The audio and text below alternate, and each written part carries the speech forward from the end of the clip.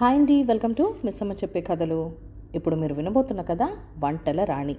ఈ కథను రచించిన వారు పుప్పాల కృష్ణమూర్తి గారు. ఓసారి శ్రీకృష్ణదేవరాయలు మారువేషంలో నగరంలో తిరుగుతూ ఉంటే 4 దారులు కలిసే చోట ముసలమ్మ వెదురుబుట్టలో గారెలు బూరెలు అమ్ముతూ కనిపించింది. దగ్గరకు వెళ్ళగానే వాటి సువాసన ముక్కులకు తగిలి తినాలని కోరిక పుట్టింది. అది మధ్యాహ్నం కావడంతో కడుపులో ఆకలి కూడా కేకలు వేసింది. వెంటనే దగ్గరకు పోయి, అవ్వా, ఓ 4 గారెలు ఇవ్వు అన్నాడు. వెంటనే ఆ ముసలమ్మ మోదుగు ఆకులో ముందు గారెలు, ఆ పైన బూరెలు పెట్టించింది. అది తినగానే ఎంతో మధురంగా అనిపించాయి. మరో 4 పెట్టమని అడిగి, నీ పేరేంటన్నావు అని అడిగాడు. ఆదెమయ్యా, అందరూ ముసలమ్మని పిలుస్తుంటారయ్యా, మా ముసలోడు మాత్రం అది అది అని పిలిచేవాడు అంది. 70 ఏళ్ల వయసులో కూడా గారెలు అమ్ముకుని జీవిస్తున్నావు, నీకెవరూ లేరా అడిగాడు రాయలు వారు మరో 4 పెట్టమని సైగ చేస్తూ.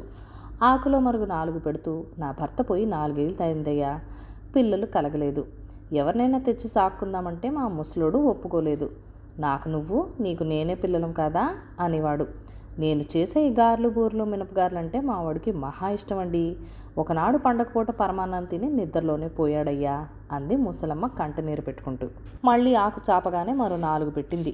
ఇంత రుచికరంగా చేయడం ఎవరి దగ్గర నేర్చుకున్నావు అడిగాడు రాయల వారు గారెలు నోట్లో పెట్టుకుంటూ. మా అమ్మ నేర్పిందయ్యా. మనిషి అన్నవాడికి ఏదో ఒక విద్య వచ్చి ఉండాలి, అదే కష్టకాలంలో ఆదుకుంటుందని చెప్పేది. మా వాడకట్టు ఆడవాళ్ళంతా ఏ పండుగ వచ్చినా నన్ను పిలుచుకుపోయి పిండి వంటలు చేయించుకుంటారండి. మిగతా రోజుల్లో ఇంట్లోనే చేసి ఇట్లా వచ్చి బజార్లో అమ్ముకుంటానండి. మా సచ్చినోడు అనేవాడు, నీ చేతి వంట తినడానికి అదృష్టం ఉండాలా అది అని కొసరు వడ్డించమనేవాడు మీ మాదిరిగానే అంది. బుట్టను ఖాళీ చేసేసిన రాజు వరహాలిస్తూ, నిజమే అవ్వా, నీ చేతి వంట తినాలంటే చాలా అదృష్టం ఉండాలి. నాకింకా రోజు ఆ అదృష్టం ఉందనుకుంటున్నాను అన్నాడు. మరుసటి రోజు భక్తుడు వచ్చి, నిన్ను రాజుగారు ఉన్న పలంగా తీసుకురమ్మంటున్నాడు, పద కచేరీకి అన్నాడు. భయపడిపోయింది ఆదెమ్మ. ఎందుకయ్యా, ఎందుకు, నేనేం తప్పు చేశానని అంది తత్రపాటుగా. ఏమో, నువ్వు రాజుగారికి గారెలు బూరెలు ఇచ్చావట కదా నిన్న, అందుకే రమ్మంటున్నాడు. అయ్యా, నిన్న వచ్చి తిన్నవారు రాజుగారా? నేను గుర్తుపట్టలేదయ్యా. అయ్యా, ఈ తప్పు మన్నించమని చెప్పు. గారెల్లో కాస్త ఉప్పు ఎక్కువైంది, బూరెల్లో తీపి తక్కువైంది. రాజుగారు వచ్చి తింటారని నాకేం తెలుసు? ఏదో దారిన పోయే వాళ్ళు కొనుక్కు తింటారని ఒక మాదిరిగా చేశాను. ఈ తప్పు ఖాయమని చెప్పవయ్యా అంది వణికిపోతూ.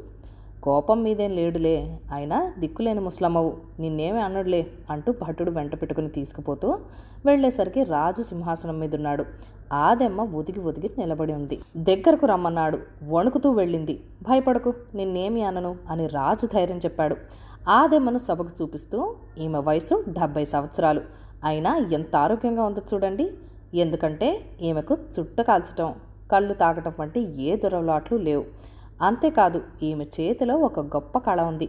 అద్భుతంగా పిండి వంటలు చేయటం వచ్చు.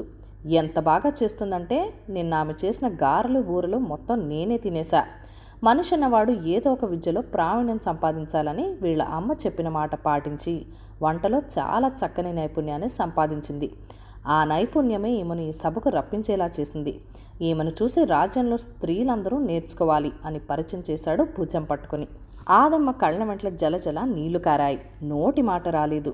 వంగి రాయలవారి పాదాలు అందుకొని, అంతా మీ దయ అంది. నీ దగ్గర గొప్ప ప్రావీణ్యం ఉన్నది. కన్నతల్లి చేతి వంట తింటే ఎంత రుచికరంగా అనిపిస్తుందో, నీవు చేసిన పదార్థాలు కూడా అలాగే అనిపించాయి. నీ చేతి వంటకు నా మనసు ఉవ్విళ్ళూరుతోంది. నిన్నిప్పుడే మా భవనంలో వంట చేయటానికి వంటల రాణిగా నియమిస్తున్నాను.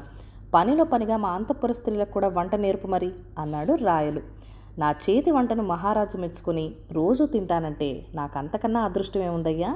నేను జీవించినంతకాలం మీకు చక్కని వంటలు చేసి పెడతా అంది భరోసాగా. కథ కంచికి మనమింటికి. ఈ కథలను లైక్ చేయండి, షేర్ చేయండి. మన ఛానల్ని ఫస్ట్ టైం చూస్తున్నట్లయితే కనుక ప్లీజ్ సబ్స్క్రైబ్ చేసుకొని మీ సపోర్ట్ ఇవ్వండి.